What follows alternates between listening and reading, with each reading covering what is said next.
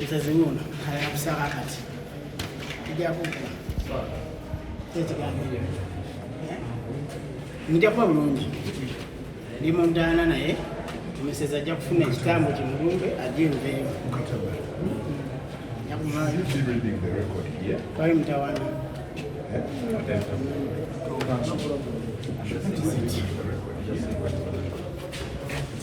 Wait.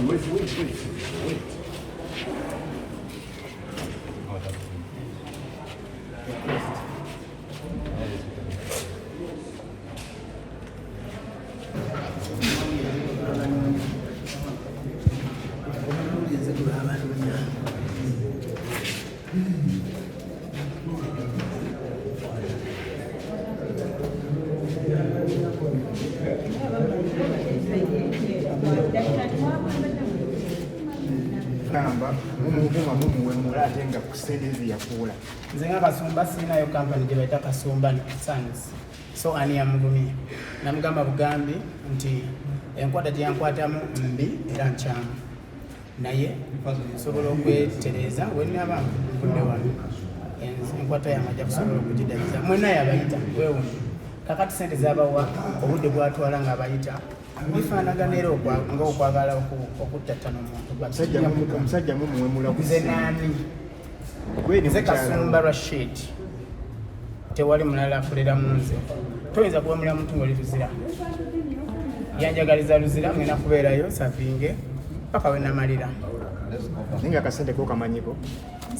Bwe kyomanya tuli mu kooti. Nsonga z'okooti tomala gazogerako si bwe kiri.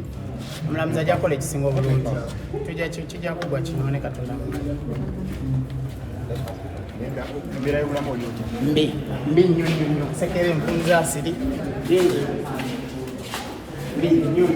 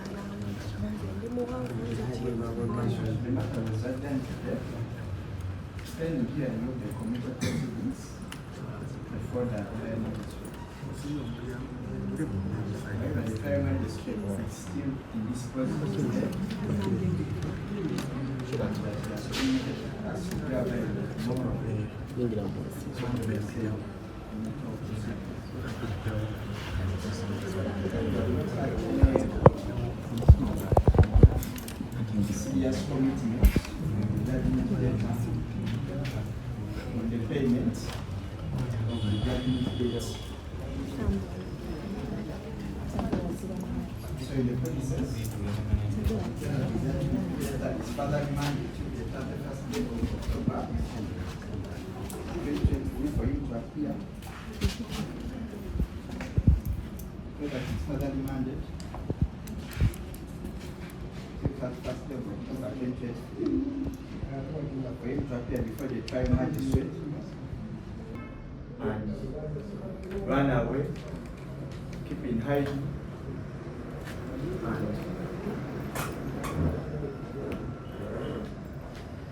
and keep in hiding and only be arrested in the warrant of arrest.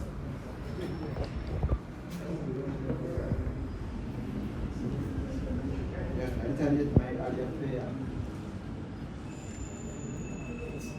Let the performer or the judgment letter clear the judgment decree and he gets his liberty and he performs. So I pray that his father-in-law to hear before the case. So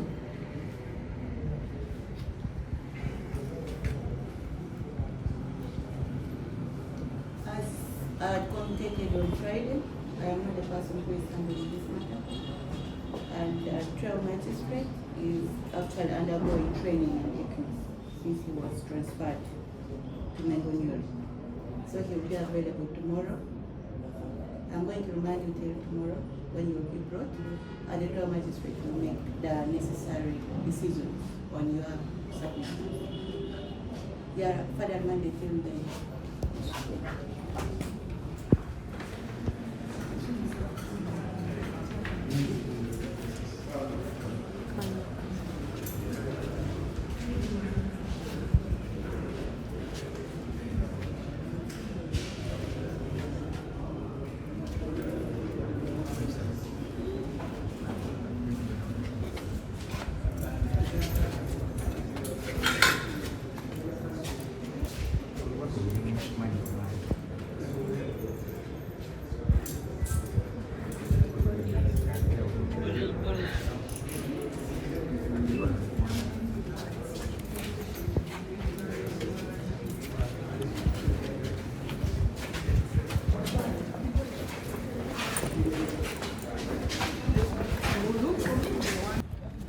Amawulire g'okukwatibwa kw'abazze gaakusangawo.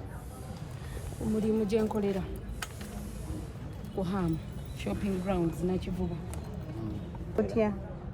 Nze bankubira ssimu yali avudde ku dduuka wenkolera naye ng'alina w'alaga. Mu kuvaawo ng'alina w'alaga n'agenda. Yavaawo zaali ssaawa ng'emu. Nze nafuna essimu ku ssaawa 3 nga baŋŋamba omuntu bw'ati ne bw'ati omumanyi nti yes bamukutte bamuwambye actually cause mu kumuwamba oba mu kumukwata saamanyaani amukutte at the moment trying to call his contacts nga teziriiko. Mbuuza ntandikira waani amuyina nkubira emikwano buli omu tamanyi kikoze eki kibaddewo okuleka omu yajja oluvannyuma nannyonyola naŋŋamba waategedde Kasumba bamukutte abasajja babadde 6 simanyi abanene bameka nga bwe yabannyonnyola. Nasula simanyi musajja waali ngezaako contactinga abantu mbambuulire poliisi ki tewali amanyi gyeri paka enkeera ku Friday of last week weyankubira nga bamuleese wano ku kooti ku ssaawa 5. That is when wenaddamu okumulaba naye nasula simanyi gyali simanyi kimukwatako tebamu access kwogera naffe tukubira yankubira simu enjala emuluma bamumma ebyokulya ng'era bwe yabannyonnyola. Yebasiba waliwo nteekateeka kyeriwo kuba tuwalabyeko nga muzze nteekateeka kyeriwo okulaba ng'omukulu ono anti ekisooka omulamuzi taliiwo bwe bayise babaŋŋambye bosa Mike gwabadde alina okufeesinga n'olw'ensonga eyo bamugambye wakukomawo nkya. Waliyo bayimbi banna abavuddeyo ocommunicatingako naawe?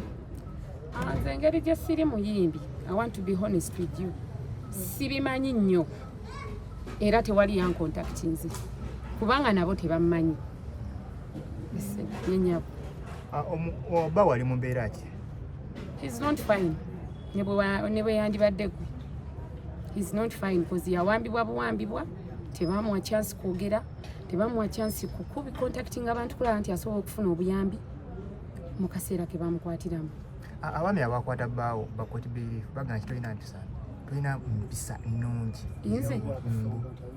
Inze mbu bagamba ate abatamanyi empisa z'obufumbo bazirabirawa nti sizirina nti obayisaamu olwayo. Beera serious naawe tebammanyi bandabidde wano ku Mengo Court bamanya batya ekiri maka gange oba siina gwe naayogedde naye.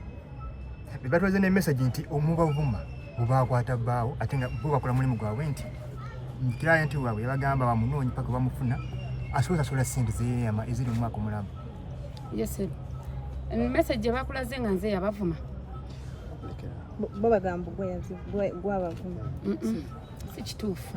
Kadde keesi eno gwe nga gwe ssente zino ezaali zeewolebwa bbanga wazitegeerako. Ekyo kye nsobola okukomako okubagamba ebisinga mujja kubibuuza ye neyanziza. Maama nga tonnagenda oyogeddeko naye ku nsonga y'obulamu bwe buli butya. He's not fine. That is all I can say. Order tusobole tubitunde tujjeyo ssente za kampuni zeyeewola.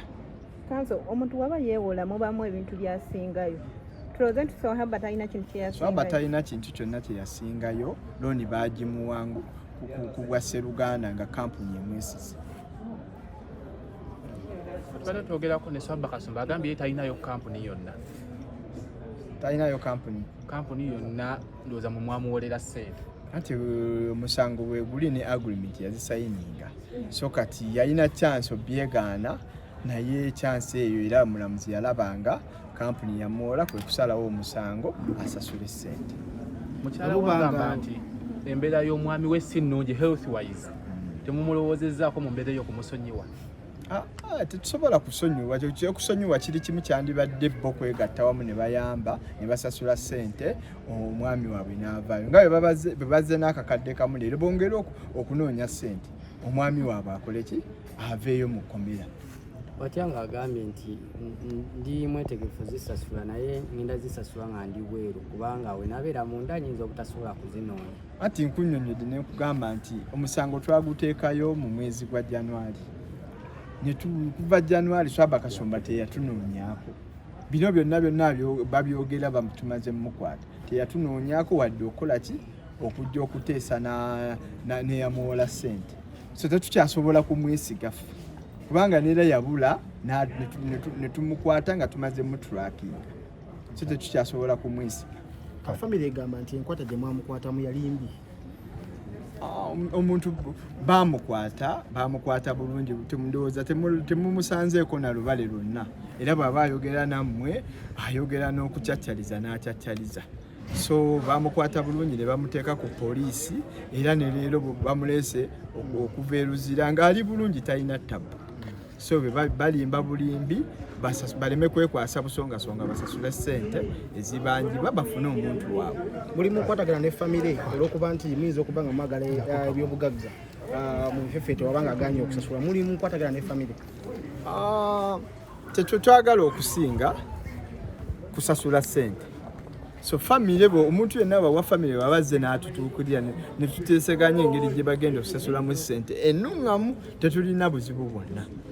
Naye gwe omuntu okubanja omuntu omubanjiza emyaka 2 miliyoni 16 n'ajja leero ku kooti n'ajja n'akakadde kamu kuba kuyisaamu bantu maaso.